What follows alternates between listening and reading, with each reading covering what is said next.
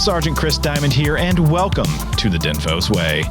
On this episode, we're going to go over the Mass Communication Foundations course. That's right, the course that was developed roughly 3 years ago that a bulk of the students currently go through. We're going to dive deep into what went into developing the course, some educational theory around that development, and also what you can expect out of DINFOS graduates who've recently graduated from the course, and a little bit about where the course is going into the future. And if you've never heard of MCF before, well, you're in for a treat today. On this episode, I have the DINFOS Public Affairs Officer, that's Mr. Pete Robertson, and our expert in educational theory today will be the faculty developer, that's right, Miss Brooksann Epiceno. So let's get this episode started. It was interesting because the transition from all of these basic courses that were taught for, some of them specific to certain services, some of them, just much shorter than MCF ended up being, and some that, courses that had just been sort of long in the tooth and were going away anyway. All of that was happening as I was transitioning from being an instructor to being the public affairs officer. And so I was seeing, when MCF was announced, before I think it even had a title, and teams were breaking away to start creating the curriculum and start planning things out. Yeah, I was lucky enough to be able to contribute, especially to some of the writing courses or some of the writing portions of the course. But at the same time, I was also becoming privy to meetings that were just about overall the MCF and what the goal was and what the intent was. When I came through DINFOS in the mid-'90s, it's very purple, as they called it at the time. The courses, every single course that I went through had all 5 services in them. And then returning as an instructor, it was kind of a mix. And then we did get to a place at DINFOS where there were more boutique courses for specific services. And that happened because I think different services were merging a lot of their career fields together at different times. And so that became very necessary. And then as that settled in the last 4 or 5 years, the need to have one course that really did what DINFOS has done historically, which is teach all services at the same time. The need for that seemed to definitely be something that DINFOS is leaning into. So it was interesting to see everything go back to being how I remember, and the idea of we're trying to create an overall communicator who is disciplined, who is trained in several disciplines, just like I had been. And so I was excited to see that. But because it affected so much of the school, I think everyone just had a giant question mark over their head. Like, what is going to happen? How do we move to basically having one basic course for nearly the entire school?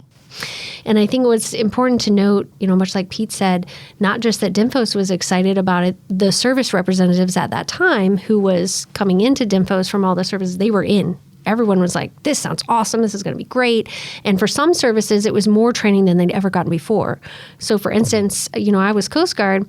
I went through the old basic course by itself, and I knew basic writing, basic photography, and then basic public affairs. But I also did not get any graphics training. I did not get any video training. I did not. And when I got to my first unit, they made me do all those things. So I think in the beginning, a lot of the services were in on it because it was like, oh, this is going to be great. It was a huge task. Some of the biggest problems that I saw in the beginning, it's so massive. It's so much. How do we make a student's brain understand from the beginning to the end how all these things go together, how all this flawlessly is your job? And how do we, in the actual execution of it day by day, keep instructors' sanity, with what they're doing? Do they have time to grade? Do they have time to coach? Do they, all these things. It's not just teaching. There's other things that happen in the course of helping someone learn. So it was a massive undertaking from the very start. And I know, so it was scary and exciting and all those things at once, But I thought it was so interesting that all the services, all the reps who were here at that point all agreed. And we're excited, and everyone was like, yes, and here we are several years later, and I think some of those people have changed out, which is the military way, right? They've gone on to other things, and new people have come in with new perspectives and new insight, and the experience they have is now. That leaves them with questions, concerns, all those things, which make perfect sense. I was one of the first instructors to go through the MCF curriculum to actually teach it. I wasn't the pilot instructor, but one of the first courses that we actually implemented at DINFOS. So I'm actually a SME in this area. So I remember what it was like. And I remember going onto a team of all these people. I think DINFOS originally put their best and brightest on the first teams. I don't know if that's true or not, but it felt like it to me because I was not one of those people, though. Everyone on that team, I remember the first day was like, how many years of experience do you have doing this? And everyone on that team said like 15, 18, 20 years. And I was like, 3. The course no longer relied on people with vast amounts of experience. It was people who were willing to accept changes and way things needed to be done. We weren't relying on things of the past anymore of we knew a way how to do this. This is the only way to do this. Now it was what needed to be completed to create a better foundation to make a multifaceted communicator. And I think that actually helped instructors, especially the ones who were looking for that change. And that's kind of kicked everything off. So that's what today's episode is really about is MCF 3 years later. Can you believe it's been 3 years? Yeah. I mean, No. In a way, yes, because it's been a long, I mean, we're, coming out of the COVID years. I mean, they felt like, yeah, it's gone on for a while. I think because in a way, because MCF started just as COVID was arriving. So not only did we have a new course, we also were trying to implement that during COVID, during all of the measures in the early months and year of COVID.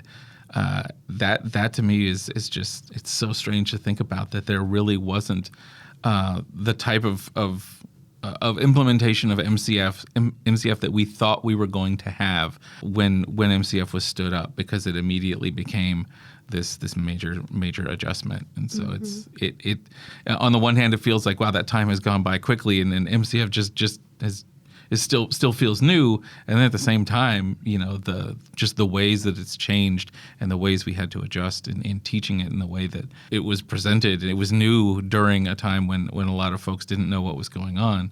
I think that really flavored how MCF, I think, is viewed inside and outside the building. And I think outside the building, it's hard to comprehend what exactly we do here anyway on a daily basis. I don't mean that to be rude, but that's just true. And with MCF, the full understanding of what exactly you're asking instructors and students to do on a daily basis is massive, way more than other courses have asked before. I mean, the amount of preparation the instructors had to do alone, those are hours before you're ever in the classroom that are not what people think of when they think of teaching. They're like, oh, you're with students. Yeah. And I had to prep all these hours before that to do the part where I was with the students. And so I think once you're here, if you've ever taught anywhere or if you've ever been here, it makes more sense of what we mean when we say, wow, this thing was massive and crazy and confusing and all these things. And it feels like a long time in a short time because it's like, it's so stressful. It's so many details, so many little things. And the different versions of the schedule have shown where, they've tried to make improvements and they've tried to change things and make it easier, better, smoother, faster. It still needs work, right? So brains only learn in certain ways, and trying to keep up with that and keep up with all the details, like it's a lot. It's huge. I agree. It's complicated in a way that I don't think someone who's ever not taught can really understand. It's a lot. That actually segues perfectly right in my first question to both of you, is explaining really what MCF is, because I will tell you right now, a lot of people don't really realize MCF isn't really a stationary thing. This course is constantly changing, but I firmly believe it has to. To create better communicators for the future, the course has to be constantly changed to show new technology, new ways of doing things, while being the focus of the services that complete those core tasks they want completed. Gosh, I mean, if you don't mind, I would say, man, what is it? So the title itself, if you break it down, Mass Communication Foundation, it's like, well, what does that mean? It means there's a lot of ways to communicate. And we're trying to teach people all these different ways. So verbally, in writing, visually, graphically, and how to sometimes you put all that into one thing. And that takes critical thinking skills, and not just your own thinking and your own creativity and your own innovation. You're a military. person in a military uniform. And even if civilians come here, they're in a military mindset because they're at a unit, right? They're being paid by the government. So everyone also has to know a great deal of policy and your commander's intent. And all of these things had come together to truly make what is MCF, because that is what the job is. The job is a complicated, nuanced, high-level thing on any given day. Just today, I was watching the news, and unfortunately, there was an accident with Army Training Center, and 2 Blackhawks went down. And they gave a press conference that if I was still teaching public affairs portion of the course, I would be grabbing all of that off the internet right now to show my students, because they were doing commander's intent, command messaging, all that. They had the big press conference with all the leaders. They had boom, boom, boom. And I'm just watching it like, oh, if I was teaching, this would be stuff I'm grabbing to show the students, right? That's just one portion of one day of 108 days. It's insane to really make someone understand what it is. It's one of the number one questions we get as instructors communicating with the field. I know personally, even talking to the detachments is a whole different form of communication. So from a PAO perspective, what is it like getting those communications from the services asking what we do? What's the best way to describe to them what we are creating here? It's interesting because I was just thinking recently there was a comment on one of our Facebook posts about an MCF event or MCF lesson that was being taught, and it was really just that, like, I miss when it was called Basic Journalism Course. That was a much cooler title, and I was like, well, as a graduate of the Basic Journalism course, I feel that, but I think even just starting with the title, Mass Communication Foundations, it's more the title indicates how fluid the course is. This isn't, and for a lot of us, that is kind of a culture shock and maybe even uncomfortable for those of us who went through, years before, and it was more clear cut. A lot of those courses had those titles, Basic Journalism, Basic Photojournalist course. But looking at MCF, what we're talking about is the foundations of communication, and those shift. I mean, they shift in our careers. We go from maybe being more, VI heavy to more public affairs heavy to, doing video pieces and working in broadcasting, and depending on what service, depending on what training we've been through, depending on what's going on in the world, the need for certain aspects of mass communication change and shift, and the need to train new techniques, new ideas, new lessons also does. And so Mass Communication Foundations, it really is the only title that accurately portrays what this course is trying to teach, which is that at any given time, from visual information to public affairs to communication strategy and everything in between, we want them to have the most current baseline understanding of how to be a military communicator. So in my job, selling that and making that nebulous kind of description understood is constantly a challenge. And that's why, on our social media and our website, I'm constantly trying to show all the different aspects of that course. Yeah. and it's it's wild because there are also different ways to teach certain lessons. And there's a lot of, not terribly, not very different ways that instructors teach different things, but there's definitely new and different approaches. And I think one of the things that I've been most impressed with when it comes to MCF is the ability for the school to shift more quickly when it comes to the disciplines that are taught in order to provide the best and most relevant training.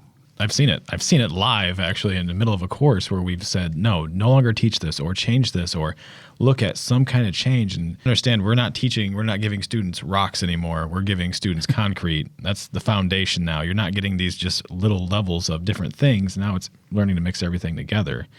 And from my experience teaching MCF, it was very interesting because right off the get-go, you're not just focusing on one area anymore. You're merging all these areas together. You'll be learning writing one week, then go into graphics the next week, and then video, photo, and it's merging all of these things to create a synergy of education. So I was curious, do you guys have any thoughts on that and why or how that was built that way?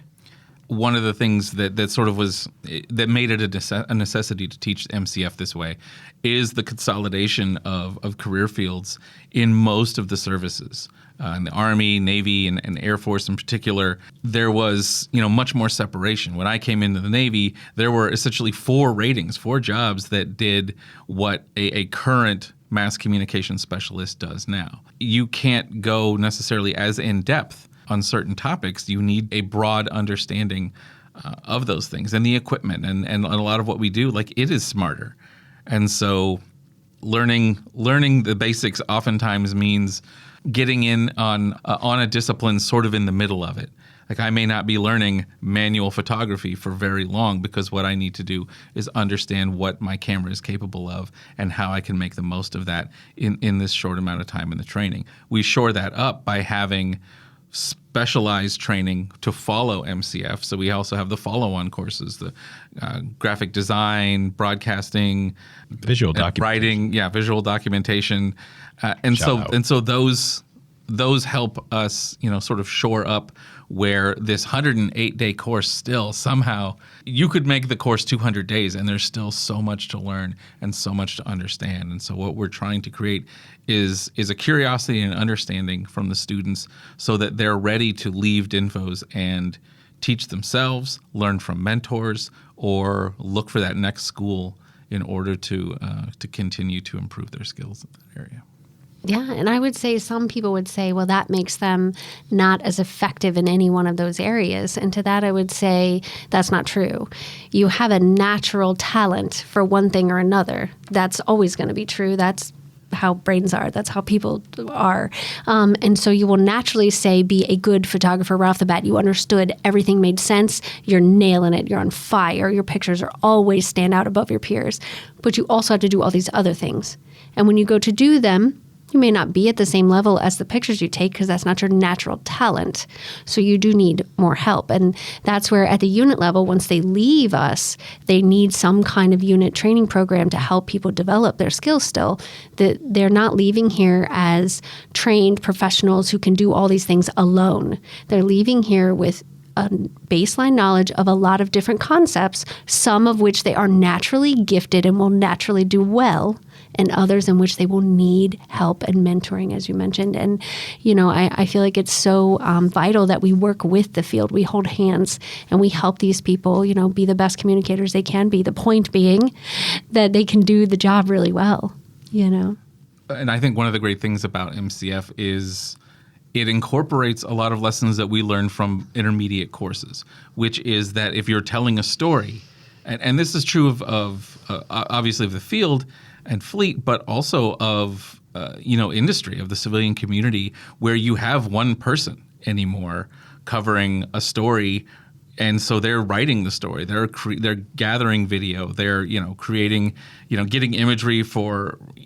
more for Instagram and for like smaller packaged digital media, and they're doing all of those things. And so we teach all of those things concurrent, where they used to be sort of, I'll learn this block of instruction, I'll learn how to write news story, and they'll learn how to write feature story. And now it's trying to, a concept that I remember teaching in IPC, in the intermediate photojournalism course, which was total story. I'm writing the story, but I'm also taking photos for both the print, for the multimedia piece, and for a video piece if that's what's called for. And so it maximizes what one service member, one graduate of DINFOS MCF course is able to do. And they obviously, like all of us, may be better at one thing than another, but it gives them the ability to see something as a narrative, as a package, as one thing to cover, and to cover it in multiple ways, and to maximize your audience, to maximize your social media platforms, to do all of those things. And to do it in the basic course at the very beginning means learning it at the very beginning, as opposed to like myself, who I'm in a public affairs position, trying to do these types of things with instruction that I had 10 years ago, 20 years ago. And so I'm a little jealous, honestly, of MCF students. I'm absolutely jealous. As I said before, the training I got was only 3 main subjects, a teensy bit of each of those. Like, I would have loved to have graphics training and video training and all these things that I would have eaten that up. Like, yes, it means more time in school, but me personally, I'm a nerd anyway. I love learning. But I would just have felt more armed to go into the field with more facets that I understood. At least I know where to go. I know what to look up. I know what I don't know, which is important. The first time someone came up to me and said, "Can you make a boating safety graphic?" I was like, well, I can. I don't know if you're going to want to use it, but sure. And I slapped some things on a picture, right, in Photoshop, because that's all I knew. Let me pull up Paint real quick. Yeah, and I gave it to this poor XO. He came back, the XO of Ops, and he goes, "Oh, that's nice." Which we all know means that's the worst thing I've ever seen. The fridge where everyone and I said, "Oh, admire. Beautiful. You're welcome, sir." And then he left and never asked me to design anything ever again. So, I had to find that training on my own to improve my skills, right? So, yeah, I think a lot of the students coming in, they don't know the difference, right? They just know you're learning all these things. Go do great things. Their instructors are here for them and they know that. And they reach back and ask for mentoring, and I think that's one of the best things when I was an instructor, instructing the students, was that they are going to reach back and ask you for things, and you can help push them in the right direction in terms of their skills. But again, we still need to hold hands with the field. We need good mentors out there, good training programs at the units, so they can help themselves too, I think that goes actually to an excellent point moving forward, is not just what the students are receiving once they come here, is who's teaching the students. And I will tell you, when I came here, I was very fluent in video and radio. That was where my solid backgrounds. And as soon as I got here, I had to learn almost everything immediately. I had to learn how to write better, because all I knew was broadcast writing at the time. I had to learn graphics, Photoshop, how to actually shoot photos and not just video. And this was something new to me. But being at DINFOS made it very easy for me to transition to learn these things. And I've seen the process improve over time. No instructor just shows up here and starts teaching, and I think that needs to be understood. Oh, yeah. Mm-hmm. We go through quite a course before we can even talk to students. Well, I remember before I came here, before I came to DINFOS, just thinking to myself, I think like all of us do that. We graduate DINFOS, we get graduates from DINFOS. The longer we're separated from it, folks come in and like, well, what did you learn? And we're so loyal to what we learned. Like, you learned it all wrong. They don't know what they're doing there. And so I was just ready to storm into DINFOS and show them what real teaching is, having no experience in that field. And the first thing that happened is going into the instructor training course. I was like, oh wow. Oh boy. I don't really know anything. And but that it gave me such a foundation that coming out of it, because I can, I can be 20 directions all at once, but coming out of that course, it forced me to focus.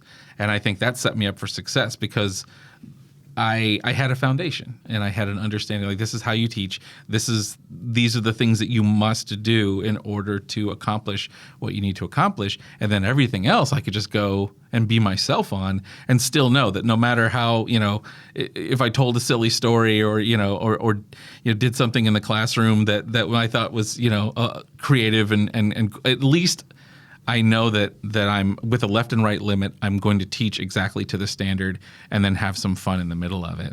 And I think one of the cool things that I've seen about MCF in particular is that it's challenged instructors to be as proficient as we expect the students to be in multiple disciplines. We know that, many instructors, myself included, came from a more specialized background. And so coming in to teach MCF in particular means having to shore up the disciplines that you don't know. And that is a requirement here. Yes. Instructors, coming in who are strictly photo or strictly writing or spend a lot of time in broadcasting or PA, they have to relearn as well.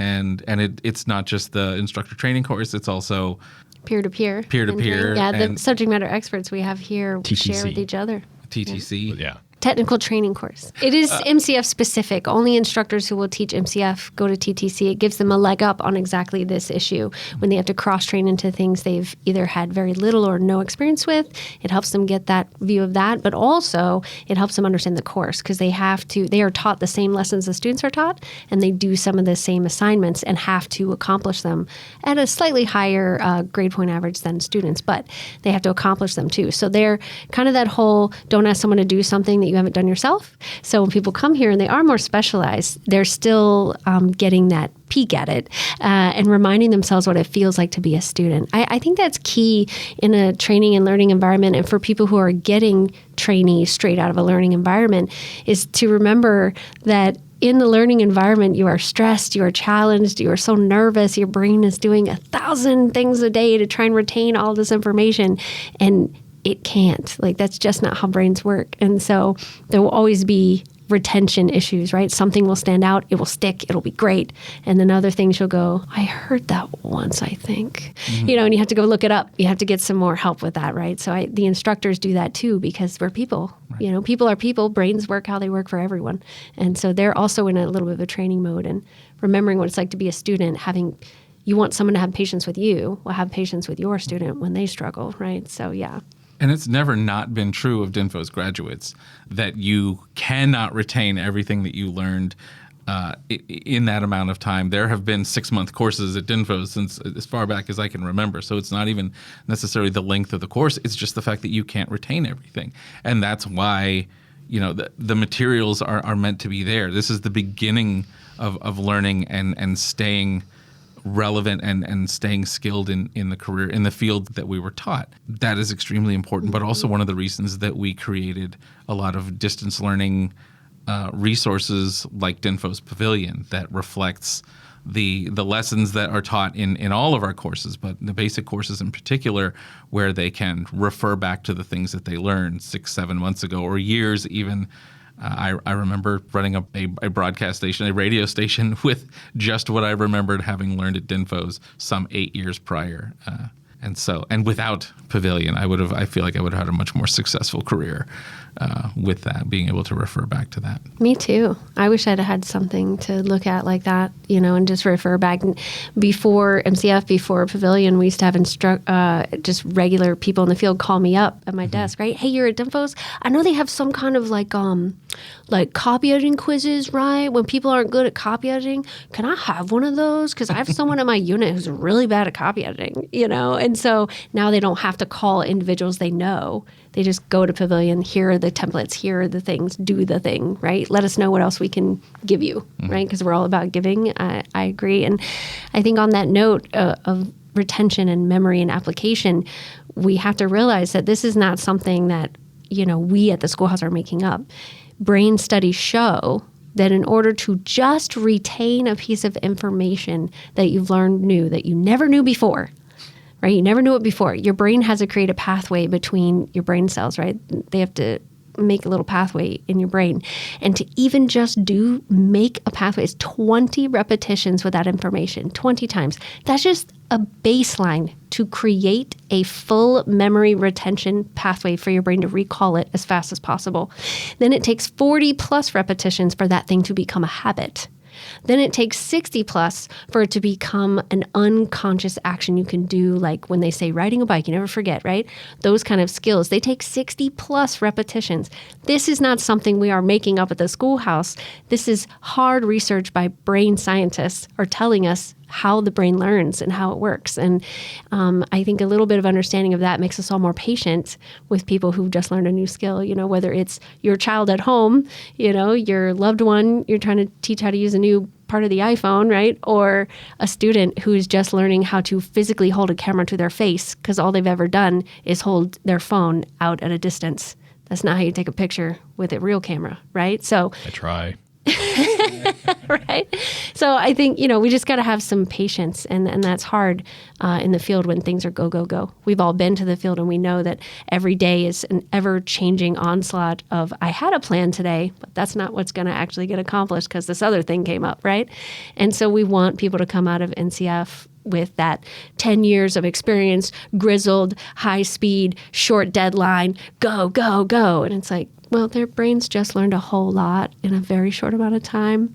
That's not going to happen in reality. Naturally they'll be good at one thing, as I said, but mostly they need time, they need coaching for true retention and application to happen on its own. So, and I think we can't pigeonhole new service members who come out of DINFOS, whether they've cross-trained or whether they're just straight out of basic and boot camp. We can't pigeonhole them. That's something that happened to me as soon as I got to my first command. I was writing, and I wrote for 2 years and never picked up a camera. Mm-hmm. These folks are trained in a way that they are meant to be able to, be interchangeable with one another, to be able to shoot one day, write something the next, work in PA and drafting messages the next, and everything in between. And how MCF was built, and that's how the students are graduating from MCF being ready to do. And as leaders who inherit these folks, I think one of the most important things to do is to throw it at them, throw everything at them, and give them an opportunity to show you what they can do, what they have learned, and the breadth of information that they've received training in. Yeah, and leaders have to be aware that means sometimes failure will happen. They have to understand that, yes, you're taking on a little bit of risk, but that is, in fact, how people learn. You must fail sometimes to fully understand the full ramifications of not doing this thing a certain way or to a certain standard or with a certain policy in mind or whatever the parameters are, right? Sometimes you have to fail and viscerally and publicly. And then you're like, oh, I will never do that again. I will never make that mistake again, right? And that is hard for leaders. I understand. It is a scary place. But if you never let the guy who always writes take photos, he'll never get any better at those photos either. Right. So, you're helping yourself in the short term, but not in the long term, and definitely not helping the service members by not letting them fluidly try things, do things, move between the different areas, right? If they don't get to use it, they will, in fact, absolutely lose it. That brain path goes right back to being nothing. It goes to zero, and All it's roadblocks. much harder. Again, brain science shows if you don't use information, it is hard to recall it. It's in there. You just can't recall it. Going through the course, understand we are not just sitting there and just sitting on computers all day. It is a very active course. Students are out shooting photos. They're out shooting video. They're in the classroom sometimes. Other times they're out interviewing people. So moving forward, leaders need to understand that the students are already doing a lot of these things. Let them go and try it. Don't let them fail when failing matters. Let them fail when it doesn't matter. I think that's important to say for when you're getting a new MCF graduate. Yeah, especially if you have the staff to let someone shadow, right? So then they're kind of failing in the background. There's the real person taking pictures of the ceremony, and then there's the guy that just got here 2 days ago taking pictures. And you go back and you go, okay, let's explain, right? Let me help you. You forgot this and you didn't white balance and right? And you're helping him next time. Now he can do it, right? So I think that is important. And not everyone has the luxury of a big office, but when you can, it's so important. One of the things that I've seen just now that I'm not an instructor, so being able to see from a different perspective, is that the instructors in this building tend to have personal passions for trying to create an environment to train in that simulates what they'll be doing as much as possible.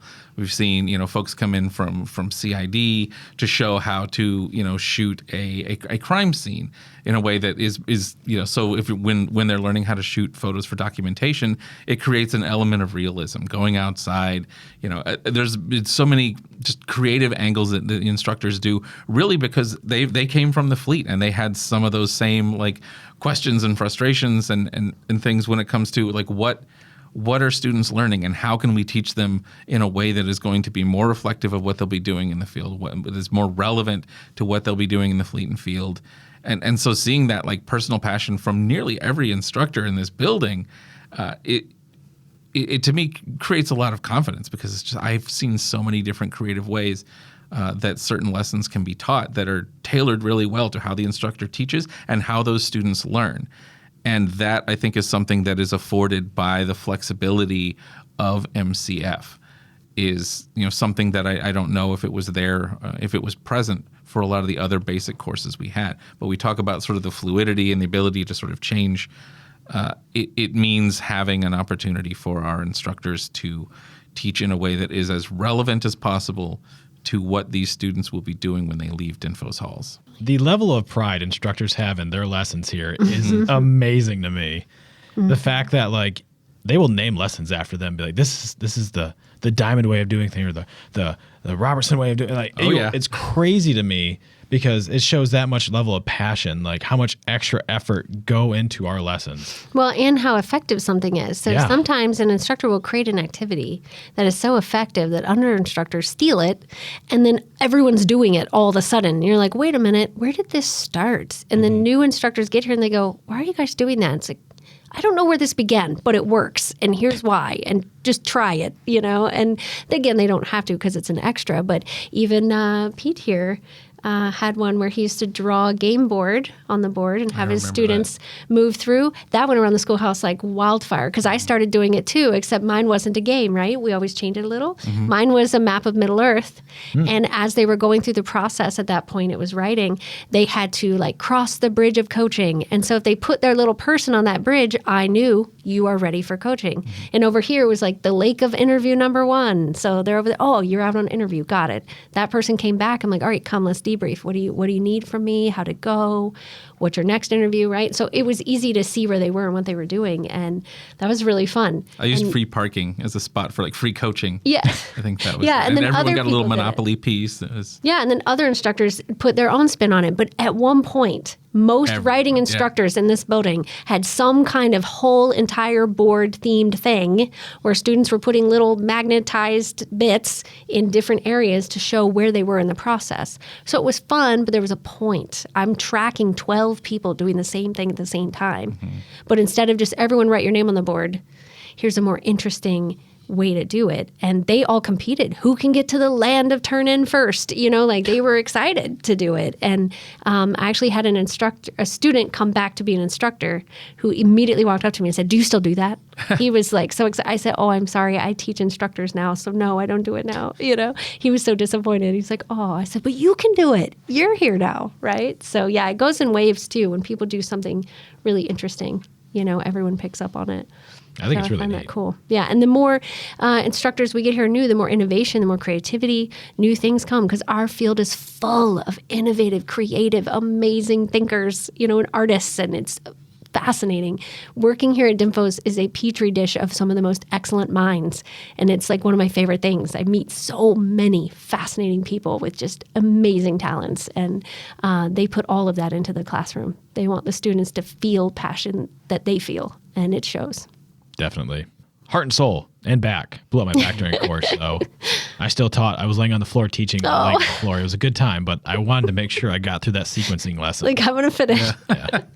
That is something when you're outside you can't fully understand. Like the reason there is, so much back and forth is because people care so much. Yeah. They do care about each individual lesson, and each student understanding each thing is important by itself. You know, it makes you, just gets you in your feels, right? Just gets you all in your feelings when outside comments feel derogatory or, they say, oh, what are you guys doing over there? I'm like, oh boy, I'm doing a lot and I really care and I'm really trying, and I think most instructors feel that way, and we don't want to fight with anyone. We want to hold hands. Like I said earlier, let's all be on the same team. Let's help these people be the best communicators. That's the point. And that's the thing I've seen is you get loyal to what you're teaching. Like there's been time I can remember times getting sick and being like, no, this is the lesson. I need to teach this lesson. And people are like, do not come in sick. I need to teach this lesson. Yeah. But also we understand.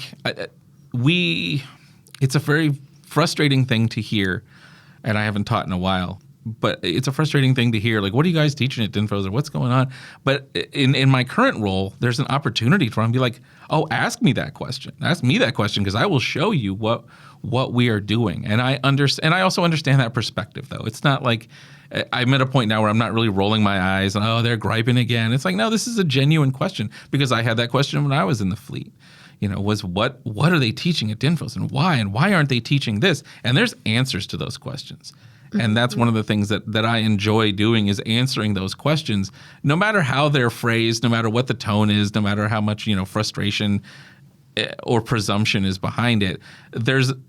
If someone's asking that question, there's a genuine curiosity to it. And I have an opportunity now, which is why I love learning as much as I can about MCF, how it's taught and what's going on in those classrooms. I spend a lot of time just shadowing those classrooms and sticking my head in so that I can answer that question, so that I can say, we don't teach this to the level that we used to anymore because now we teach this, because this discipline has changed, or because, I can still go back to like early days of instructing, like, why don't you count out headlines anymore? And I would be like, because it's the 21st century. That's why. And, but to have them sort of counter back, well, then, that prevents this, and this. And like, that is true. And here's the trade-off is this, and that.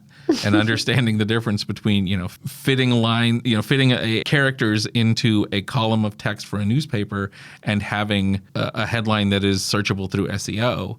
and able to be found by people who are looking up information. It's the give and take of it. And being in the position that I'm in now, I feel like very much like an ambassador for MCF to all the people who, like myself, just want to know what is going on with this course and what makes it different than what we taught before. R.I.P. Flit J. Oh, man. Yeah, I remember doing that too. It's still in my brain. I Talk could about do it right now. neural connection. Yeah, I will never lose that. So I can't learn new things because actually you can. Sorry, I could do a whole other thing on brain science. Actually, you can. Brain science says you can. Okay, sorry. So that was actually an excellent connection. Is what advice would you give bosses out in the field right now, or even incoming students towards coming to MCF? I would actually like to start this if you don't mind. I would say if you're a boss in the field and you get somebody new, don't immediately go down and shutting them down when they mess up.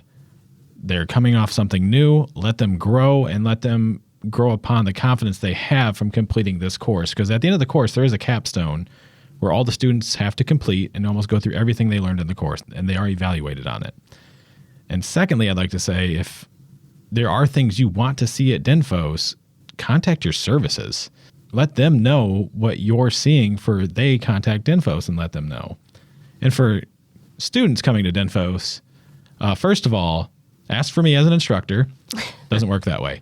Anyways, don't come here trying to get perfect grades. Come here ready to learn and try something new, because I think doing that will bring a level of more importance in your life than just getting an A on everything. Try something, learn something new, develop a passion while you're here. Either one of you want to chime in and take it away from me right now for us to keep talking? I was going to say, I have the answer for both, right? For leaders in the field getting students, for incoming new students, the answer is have a growth mindset. So for leaders, have a mindset that these people are trained to the level called under supervision, which means they still need help. They still need you. You have your expertise. Help them. Try so hard not to be annoyed. Really help. And I know it's hard. I'm annoyed too. We're all humans. Really try.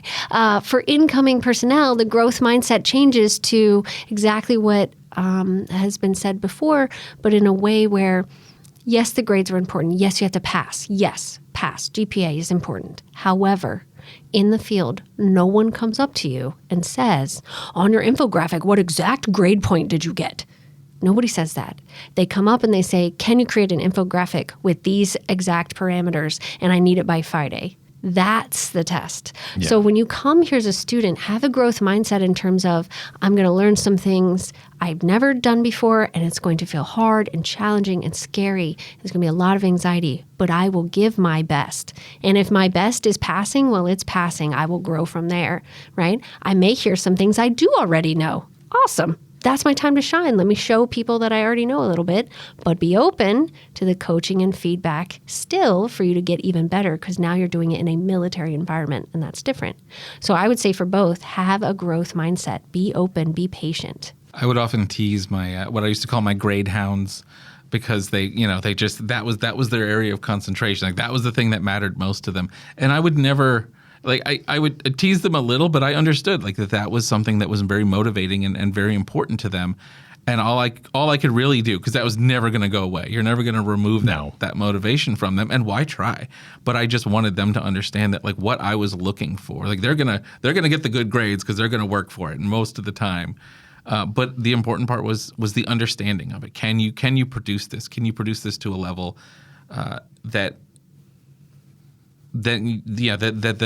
your supervisors need, that your command needs, that your that the people you're working for need in order, and can you communicate it clearly? Can you create something that will communicate the command message or whatever it happens to be in a way that reaches your audience?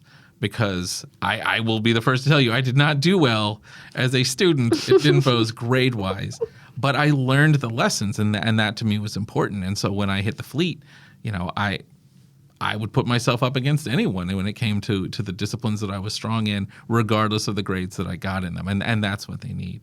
I always tell my students, don't fake enthusiasm, don't feign enthusiasm, find it.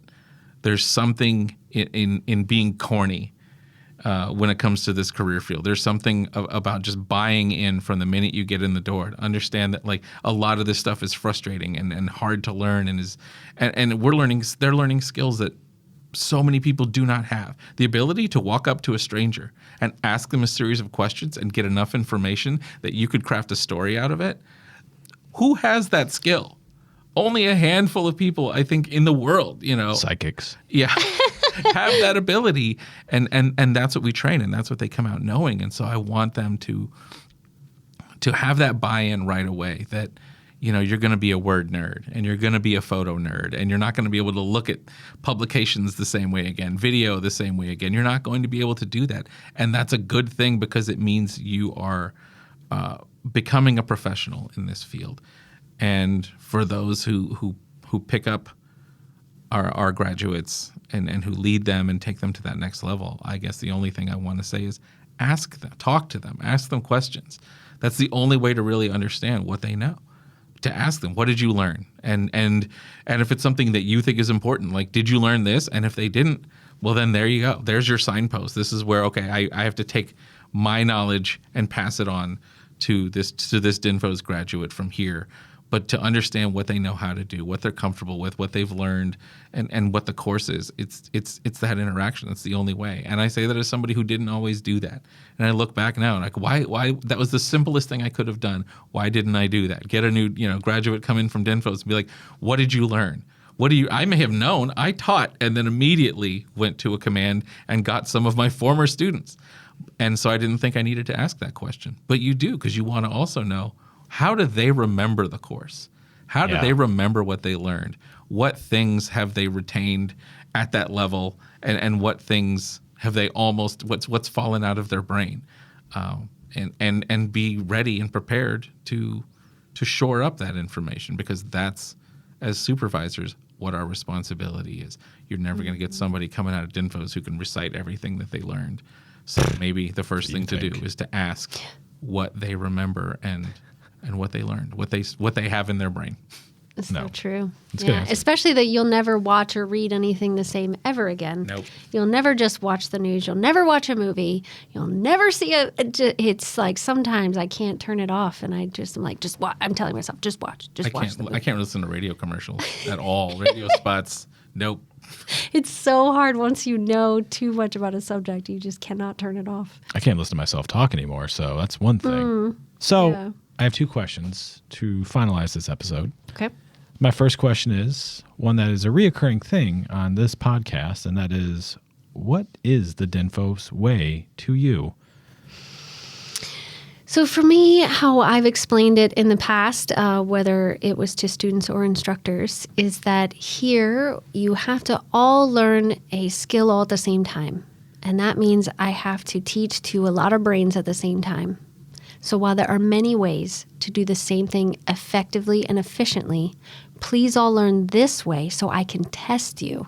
So you at least know one way and you've gotten good feedback on that way. Now, when you get to the field, there's multiple effective ways to do the thing. Listen to people in the field, change, right? Grow, keep that growth mindset. But it doesn't mean there's only one way. It's just this is the way that we can test you to start your journey, to start that foundation. So at least you know one way, right? But it's not the only way, for sure. I like that. I think before I came back to teach, a much more cynical idea of what the DINFOS way was, because it was sort of accompanied by that, like, forget everything you learned at DINFOS phrase. Those two were like hand in hand, Yes. the DINFOS way. And the real, and I'm just going to be as blunt as possible, what I hear, whenever I heard that was, I don't want to pick up my style book. That was really it. I don't want to have to go back and remember how I was trained to do something. So let's just forget that DINFOS way, because this is how we do it here, rather than maybe we should, crack a book and get back to our fundamentals. That was my experience in the fleet. But when I think of the DINFOS way, Brooksann, I think, described it exactly right. It's a way to do something. I need them to write a press release, and this is a way that has been established that is a structure. Other places have other structures. Other places have local style guides. as many ways to do public affairs and visual information as there are shops. There are some fundamentals, and those are the things we try to teach that can be universal. But everything else is sort of we have 12 to 24 students, and they need to all be able to be taught and graded in a way that is consistent.